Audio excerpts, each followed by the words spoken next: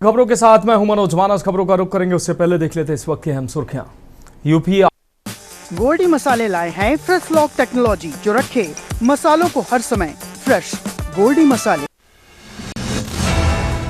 UP RO exam खत्म, छात्र बोले हिस्ट्री ने उलझाया। 58% अभ्यर्थियों ने छोड़ी परीक्षा। औरैया में छात्राओं में चले लात घूंसे। मन की बात के जरिए पीएम मोदी ने किया देशवासियों से संवाद। बोले बुंदेलखंड के किले हमारी संस्कृति और स्वाभिमान के प्रतीक हैं। सावन का तीसरा सोमवार कल, सभी मंदिरों में तैयारियां पूरी। शिव भक्तों का मंदिर में लगेगा जमावड़ा। अब एयरपोर्ट जैसा होगा Gorakhpur railway station. Exit entrance के होंगे अलग अलग गेट। पीएनआर से स्टेशन पर ही मिलेगा होटल। पूरी तरह हाईटेक हो जाएगी व्यवस्था।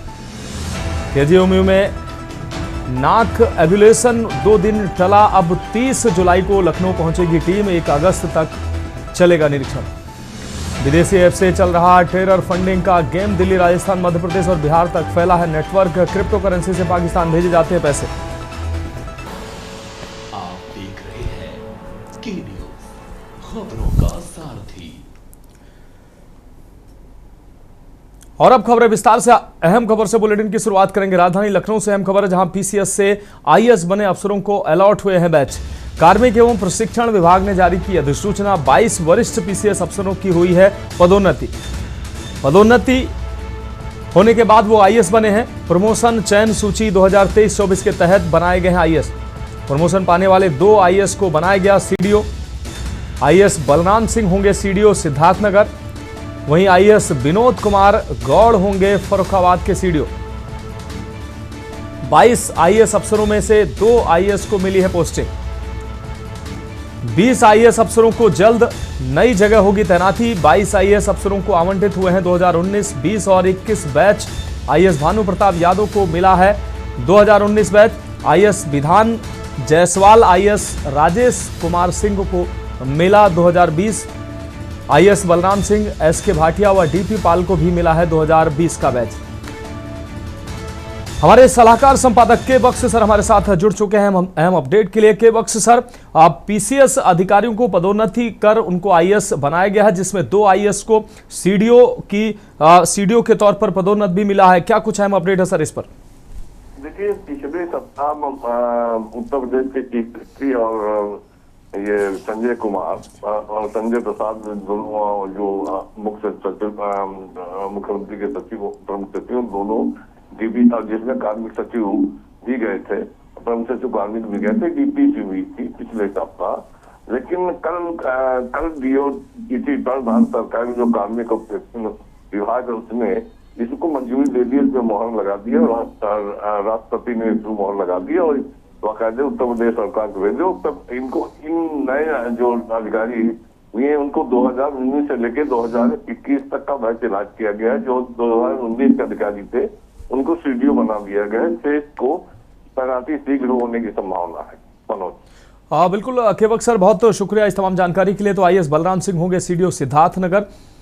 तो पीसीएस अधिकारियों को आईएएस बनाया गया। आईएएस विनोद कुमार गौड़ फर्रुखाबाद के नए सीडीओ बनाए गए हैं। पदोन्नत कर आईएएस की रैंक उनको मिली है और बैच भी अलॉट किए गए हैं। अब बढ़ेंगे अगली खबर की ओर। हरदोई से अगली खबर, जहां सिपाही से अवैध संबंधों के चलते युवक ने की आत्महत्या। पेड़ से लटककर रंजीत यादव ने जान दी है। दीवार पर छोड़ा सुसाइड नोट। मृतक ने सिपाही शेष कुमार को ठहराया जिम्मेदार। आपको बता दें, जेब से मिला दूसरा सुसाइड नोट। चौकी पर की थी पहले शिकायत। पत्नी ने कैमरे पर कबूला सिपाही से अवैध संबंध का सच। एसपी नीरज यादव ने किया घटना स्थल का निरीक्षण। आरोपी सिपाही शेष कुमार सस्पेंड किए गए हैं। आपको बता दें, हिरासत में उनको लिया गया है। मृतक के पिता की तहरीर पर एफआईआर दर्ज हुई है। फिलहाल जांच जारी है। एसपी नीरज कुमार यादव मौके पर पहुंचे और निर्देश दिए हैं। थाना कड़ियाव अंतर्गत जयपुर गांव में रंजीत यादव द्वारा आज फांसी लगाकर आत्महत्या कर ली गई थी। उक्त प्रकरण में मृतक के पिता द्वारा सुसाइड नोट के आधार पर तहरीर दी गई है, जिसमें थाना स्थानीय स्तर से तत्काल मुकदमा पंजीकृत कर लिया गया है और आरक्षी शेष यादव को हिरासत में लिया गया है। जब उससे पूछताछ की गई तो उसके द्वारा मृतक की पत्नी के साथ संबंध होने की बात बताई गई है। इसमें पुलिस अधीक्षक महोदय द्वारा तत्काल उक्त आरक्षी को निलंबित कर दिया गया है एवं स्थानीय द्वारा इसमें आवश्यक वैधानिक कार्रवाई की जा रही है। तो अंबुज मिश्रा हमारे संवाददाता ज्यादा जानकारी के लिए हमारे साथ जुड़ गए हैं। अंबुज, अवैध संबंधों के चलते सिपाही ने आत्महत्या की है, क्या है ये पूरा मामला? देखिए, बिल्कुल मनोज मैं बताना चाहूंगा, हरदोई जनपद के हरिहरपुर ग्राम सभा का ये पूरा मामला है, जहां पर एक महिला का एक सिपाही के साथ अवैध संबंध था, जिसके चलते महिला के पति के द्वारा पेड़ से लटक कर अपने जान देने का मामला सामने आया हुआ है। उसने दीवार पर लिखा हुआ था कि मेरी मौत के जिम्मेदार शेष कुमार सिपाही हैं, और साथ ही मृतक के जो जेब है उसमें भी एक सुसाइड नोट मिला हुआ है। पूरे मामले को गंभीरता से लेते हुए हरदोई पुलिस अधीक्षक नीरज कुमार जादौन के द्वारा घटनास्थल का निरीक्षण किया गया है। मृतक पिता की तहरीर के आधार पर आरोपी जो सिपाही है शेष कुमार, उस पर मुकदमा पंजीकृत कर लिया गया है। मुकदमा पंजीकृत करके कड़ियामा कोतवाली पुलिस के द्वारा उसको हिरासत में लेकर अग्रिम विधिक कार्रवाई की जा रही है। साथ ही जो मृतक है उसकी पत्नी के द्वारा भी जो सिपाही है उसके साथ अवैध संबंधों के लिए कबूला गया है, और उसके बाद अग्रिम विधिक कार्रवाई एसपी के निर्देश पर की जा रही है। एसपी नीरज कुमार जादौन के द्वारा पीड़ित जो है पिता, उसको आश्वासन दिया गया है सभी बिंदुओं पर गहनता से जांच हो रही है, और जो आपकी तहरीर दी गई है उसके आधार पर अग्रिम विधिक कार्रवाई की जाएगी। बिल्कुल अंबुज, इस तमाम जानकारी के लिए आपका बहुत बहुत शुक्रिया। तो हरदोई में अवैध संबंधों के चलते सिपाही ने आत्महत्या की है। फिलहाल अब आरोपी को गिरफ्तार कर लिया गया है। अब बढ़ेंगे अगली खबर की ओर। हापुड़ से अगली अहम खबर है, जहां स्कूल में जर्जर छत का मलबा गिरने का मामला सामने आया है। डीएम अभिषेक पांडे ने निरीक्षण पर पहुंचे भमेड़ा। तो भमेड़ा गांव पहुंचे हैं डीएम अभिषेक पांडे। हापुड़ से अहम खबर, स्कूल में जर्जर छत का मलबा गिरने का मामला। डीएम अभिषेक पांडे निरीक्षण करने पहुंचे हैं। डीएम घायल बच्चों और परिजनों से उन्होंने मुलाकात की है। तो अध्ययन करते हुए मलबा गिरने से घायल हुए थे कई बच्चे। थाना बाबूगढ़ के गांव भमेड़ा का यह पूरा मामला है।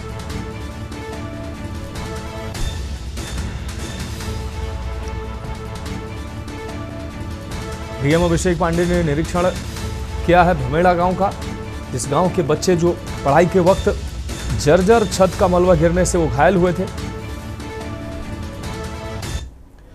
और अगली खबर कानपुर से, जहां सीआरपीएफ जवान की दिल्ली एम्स में हुई मौत। पिछले सप्ताह भर्ती कराया गया था बीमार जवान, पार्थिव शरीर पहुंचा पैतृक गांव।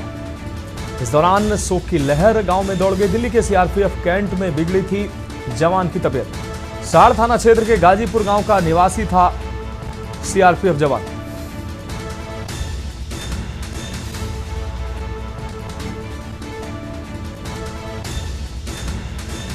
तो दिल्ली के सीआरपीएफ कैंट में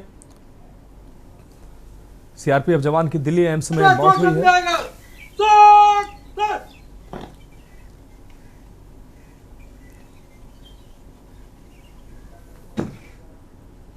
अब बढ़ेंगे अगली खबर की ओर। बागपत से अगली खबर, जहां केंद्रीय मंत्री के निजी सहायक के पिता को मारी गई है गोली। दिन दहाड़े गोली मारी गई है। गोली मारकर घायल किए जाने से हड़कंप मच गया है। तो निजी सहायक विश्वेंद्र शाह के पिता संदीप शाह हुए हैं घायल। मेरठ के आनंद हॉस्पिटल में घायल का चल रहा है इलाज। बागपत के खेकड़ा कोतवाली क्षेत्र का यह पूरा मामला है। तो मेरठ के आनंद हॉस्पिटल में घायल का इलाज जारी है।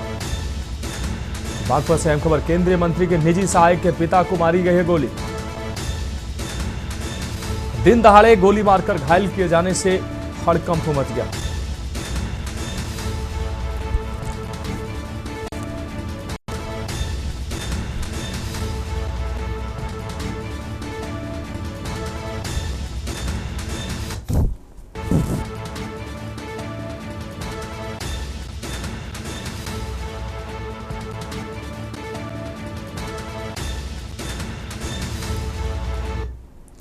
और अगली खबर बरेली से, जहां समाजवादी पार्टी के नेताओं की गुंडागर्दी सामने आई है। सिविल लाइन से स्थित सपा कार्यालय के बाहर की गई है मारपीट। स्कूटी हटाने को लेकर हुए विवाद में सपाइयों ने पिटाई की है। मिशन कॉलोनी निवासी बुजुर्ग श्याम गुप्ता से पिटाई की गई। जिला उपाध्यक्ष समर्थ मिश्रा पर लगा पीटने का आरोप। उनका भाई छात्र सभा अध्यक्ष अविनाश मिश्रा भी इस दौरान शामिल रहा। जिला उपाध्यक्ष ब्रजेश श्रीवास्तव ने दोनों का दिया था घटना के दौरान साथ। जिलाध्यक्ष शिवचरण कश्यप भी रहे मौजूद। सीसीटीवी कैमरे में कैद हुआ मारपीट का पूरा मामला। जिला उपाध्यक्ष समर्थ मिश्र पर दर्ज है कई मुकदमे।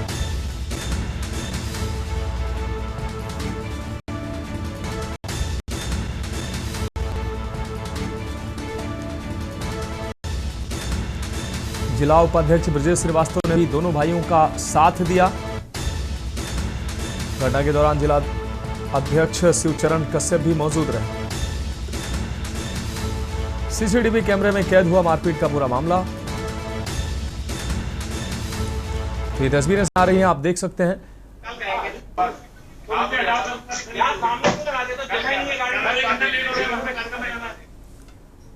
अब बढ़ेंगे अगली खबर की ओर। कानपुर से अगली खबर है, जहां डीसीपी एडीसीपी साउथ टीम को बड़ी सफलता हाथ लगी है। किराए पर ऑटो लेकर सवारियों को लूटने वाला गैंग अरेस्ट हुआ है। गैंग के 3 लोगों को सेन पश्चिम पारा पुलिस ने गिरफ्तार किया है। ऑटो में बैठा सुनसान स्थानों पर ले जाकर सवारियों से करते थे लूट। विद्युत कर्मी को ऑटो में बिठाकर लूट लिए थे 10,000 रुपए। विद्युत कर्मचारियों के दस्तावेज भी लूटे थे। विद्युत कर्मचारियों के दस्तावेज भी लूट ले गए थे बदमाश। गैंग के 3 लोगों को अरेस्ट कर लूट का सामान भी बरामद किया गया। सेन पश्चिम पारा थानाध्यक्ष के इमलीपुर रेलवे ग्राउंड से गिरफ्तारी हुई है। डीसीपी साउथ दीपेंद्र नाथ चौधरी ने प्रेस वार्ता कर जानकारी दी।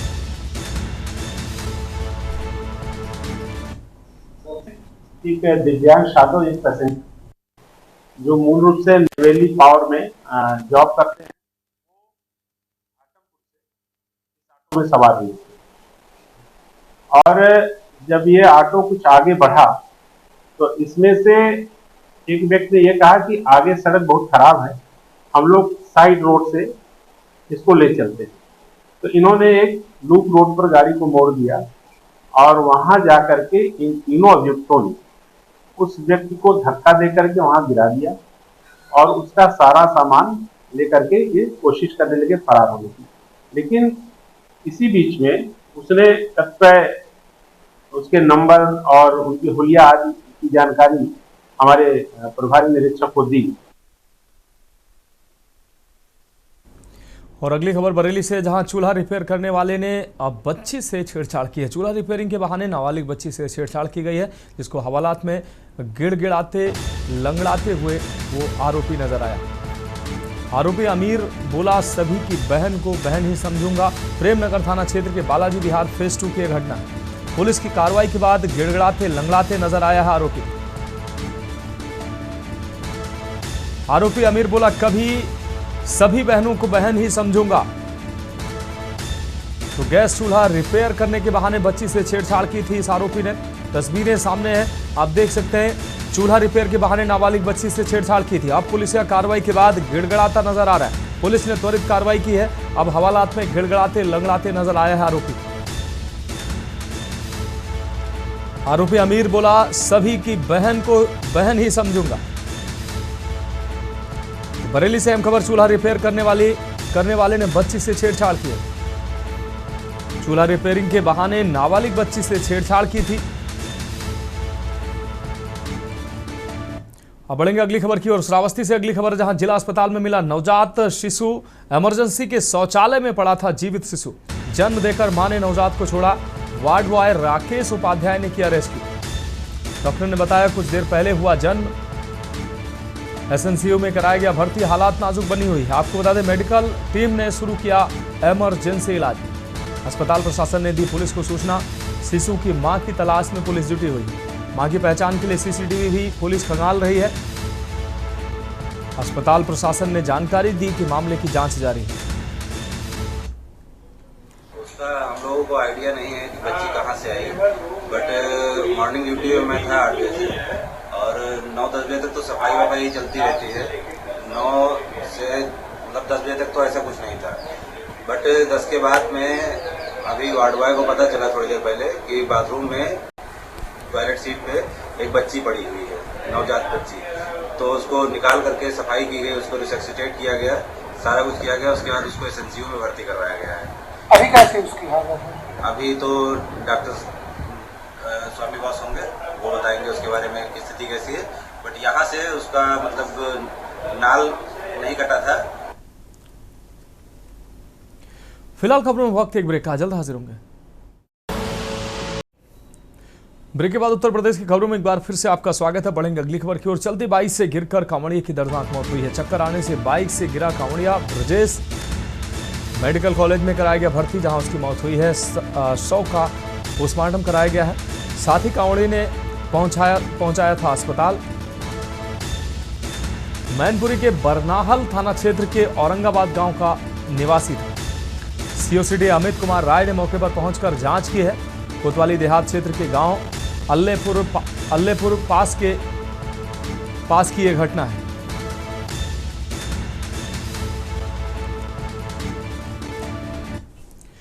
और अगली खबर गाजीपुर से है, जहां सदर कोतवाली क्षेत्र के डिलिया गांव में ट्रिपल मर्डर की सनसनीखेज वारदात सामने आई। एक बेटे ने ही अपने पिता, मां और बहन को धारदार हथियार से हत्या कर दी और घटना को अंजाम देने के बाद मौके से फरार हो गया।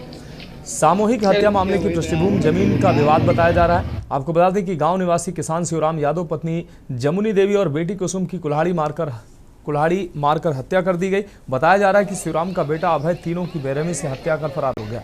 शिवराम की बेटी कुसुम का अपने पति से तलाक हो गया था, जिससे वो अपने माता पिता के साथ ही रह रही थी। शिवराम ने अपनी कुछ जमीन बेटी के नाम कर दी थी, जिससे उसका बेटा अभय नाराज चल रहा था।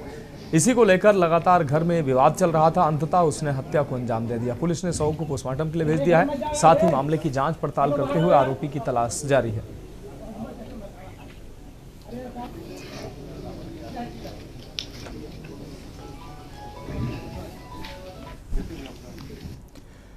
बढ़ेंगे अगली खबर की ओर। खबर कासगंज से है, जहां इस बार हमेशा की तरह सोमवार को साप्ताहिक बाजार बंदी नहीं रहेगी। इसके बजाय डीएम मेधा रूपम के निर्देश पर रविवार को बाजार बंद रहा।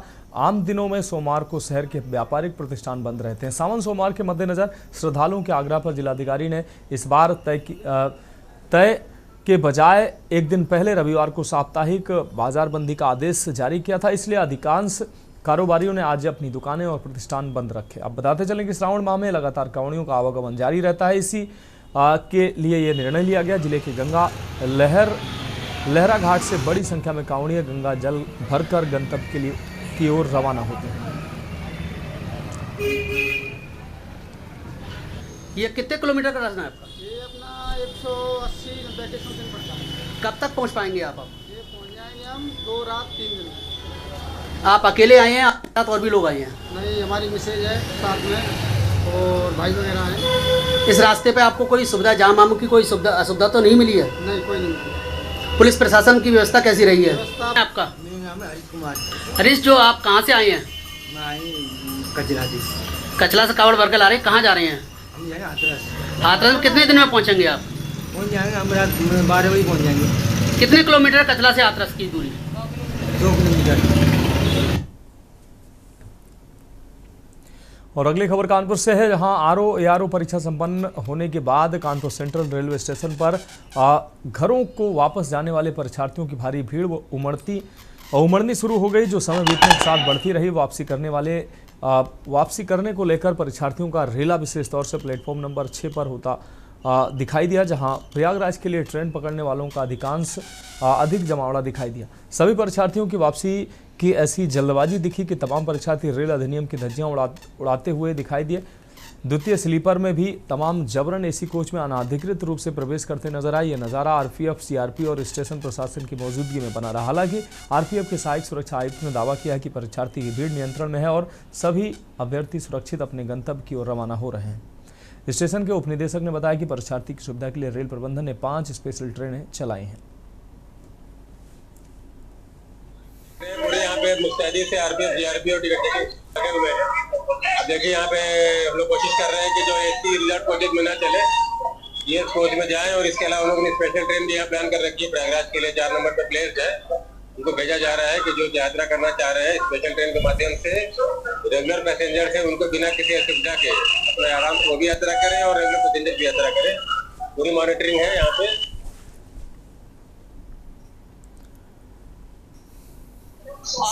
आरओ की परीक्षा छूटने के बाद कानपुर सेंट्रल स्टेशन पर छात्रों को एक हुजूम उमड़ पड़ा है। आपको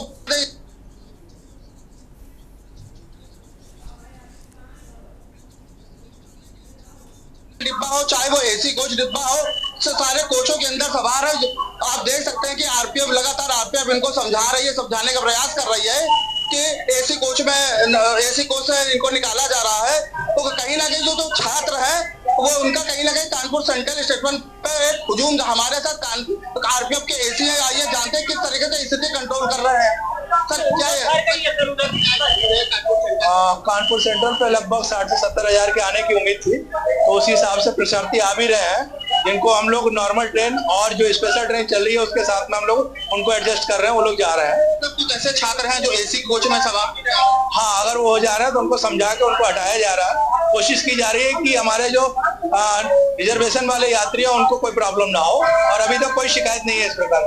जिस तरीके से आपने देखा कि ये कानपुर आरपीएफ के जो एसी थे उन्होंने बताया कि जो छात्र है उनको लगातार समझाया जा रहा है कि आरपीएफ की एसी कोच में ना सफर करें और जो जिनको जाना है उनके लिए स्पेशल ट्रेनें चलाई गई। आप देख सकते हैं कि कानपुर सेंटर से प्लेटफॉर्म नंबर 6 और 7 है कि मौके पर आरपीएफ इंस्पेक्टर है और कहीं ना कहीं स्टेशन जो डायरेक्टर है वो भी आ चुके हैं। कहीं ना छात्रों का जो हुजूम है कैसा उमड़ा पड़ा है अपने कर्तव्य स्थान जाने के लिए, कहीं ना कहीं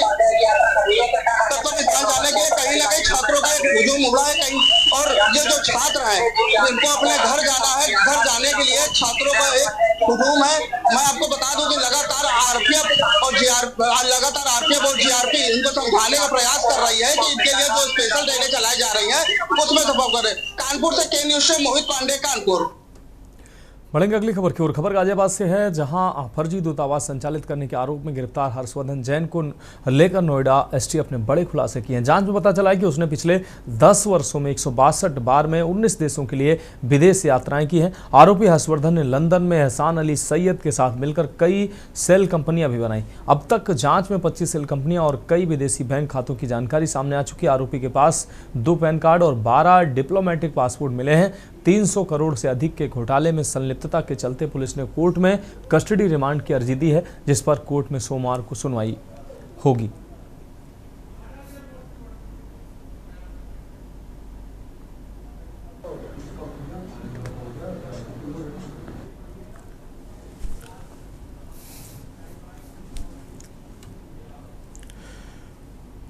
बढ़ेंगे अगली अहम खबर की ओर। खबर कानपुर से है, जहां पंडित राजकुमार दीक्षित फाउंडेशन के बैनर तले एक होटल में तीसरा वार्षिक मेधा सम्मान व कवि सम्मेलन समारोह आयोजित हुआ है। इस भव्यतापूर्ण कार्यक्रम में बतौर मुख्य अतिथि उत्तर प्रदेश के नेता और प्रतिपक्ष माता प्रसाद पांडे शामिल होने पहुंचे। कार्यक्रम के तहत शिक्षा, चिकित्सा, ज्योतिष, धर्म और कानून सहित विभिन्न क्षेत्रों में उत्कृष्ट प्रदर्शन करने वाले 31 मेधावियों को ट्रॉफी देने के साथ पटुका पहनाकर सम्मानित किया गया। कार्यक्रम की शुरुआत पंडित राजकुमार दीक्षित जी के चित्र पर पुष्पांजलि और दीप प्रज्वलन के साथ हुई। फाउंडेशन की संरक्षक पंडित के दुबे पद्मेश ने बताया कि आगे से पुरस्कृत होने वाली प्रतिभाओं को नगद पुरस्कार भी दिया जाएगा, जिससे युवाओं को और अधिक प्रोत्साहन मिल सकेगा और वो नगद धनराशि को बेहतर उपयोग भी कर सकेंगे। पंडित राजकुमार दीक्षित जी की स्मृति में बीते 3 वर्षों से लगातार पंडित राजकुमार दीक्षित फाउंडेशन द्वारा मेधा सम्मान समारोह और कवि सम्मेलन का आयोजन किया जाता आ रहा है। मुख्य अतिथि ने कार्यक्रम की सराहना करते हुए कहा कि ऐसे कार्यक्रम समाज को अधिक बेहतर प्रयासों के लिए प्रेरित करते हैं, इसलिए फाउंडेशन से अन्य संस्थाओं को प्रेरणा लेनी चाहिए।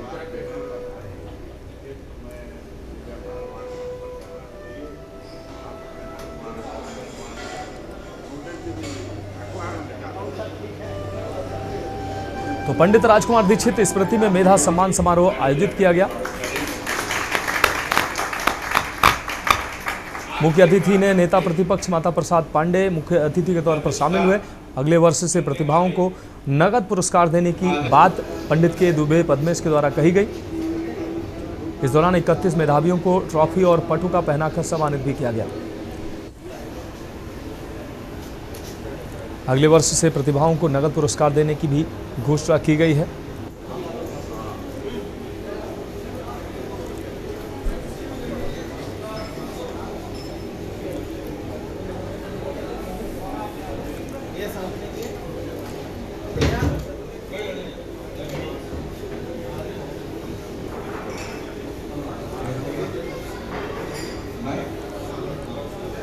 श्री रविंद्र त्यागी जी तो मुख्य अतिथि के तौर पर माता प्रसाद पांडे जो नेता प्रतिपक्ष हैं वो शामिल हुए। के न्यूज के चेयरमैन अनुराग अग्रवाल अभी इस कार्यक्रम में शामिल हुए।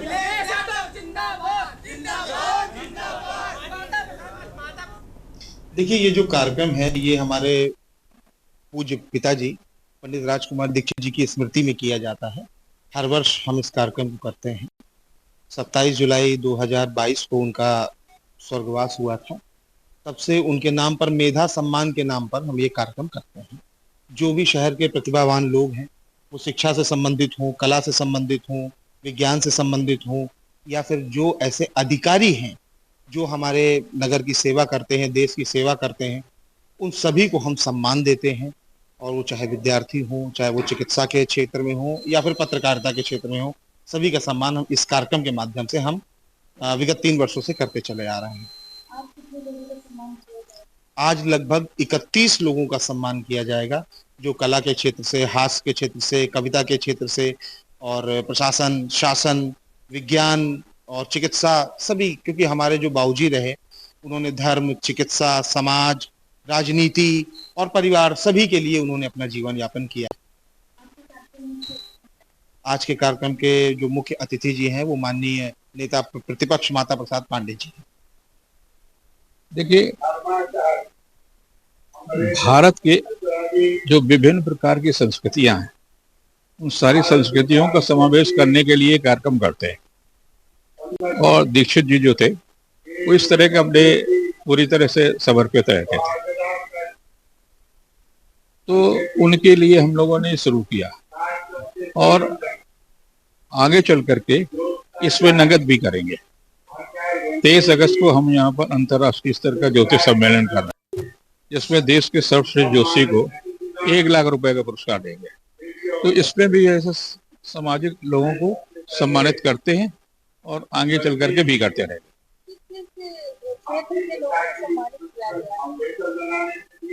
धर्म, अध्यात्म, शिक्षा, ज्योतिष, समाज सेवा, चिकित्सा